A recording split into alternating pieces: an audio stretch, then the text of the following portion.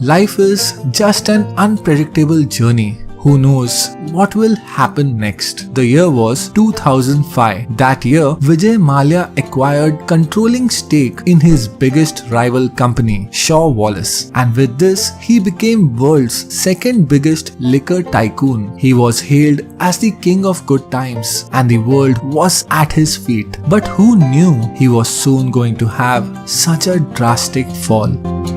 That was the time Mallya also owned a newspaper, a Bollywood magazine, a chemical fertilizer company, luxury yachts, huge mansions, private jets, and even a castle. He was also a member of parliament and famous for his lavish lifestyle. But that year itself, he also took the biggest risk of his life. On 9th May 2005, he commenced his very own airline, Kingfisher Airlines. His airline was a 5-star hotel on the sky with hot meals, personal entertainment systems, valet service.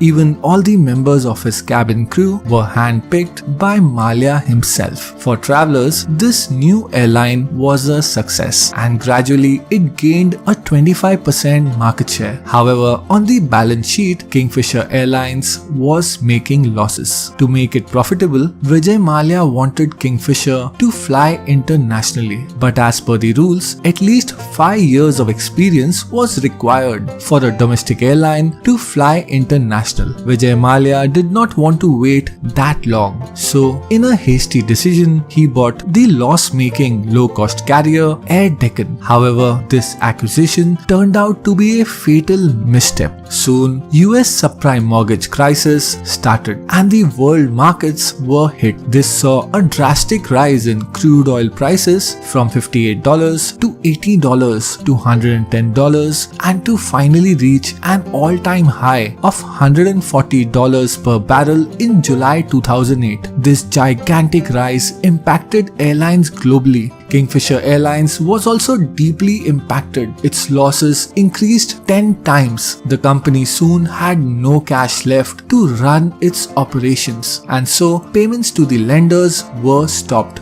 The salaries of employees were also not given, and in October 2012, the Kingfisher planes were finally grounded forever as they lost the license while unpaid employees finally walked off. Vijay Mallya's airline dream was now all over.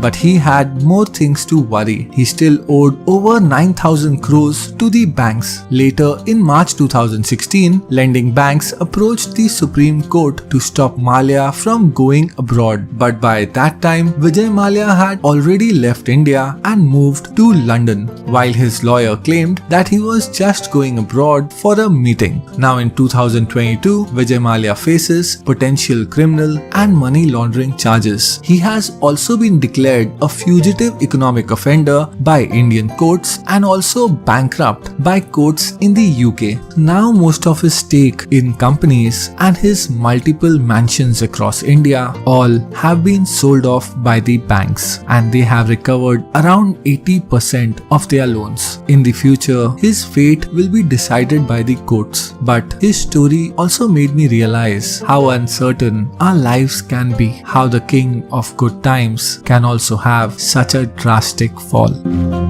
So that's the end, and thanks for watching the Filmy Cut.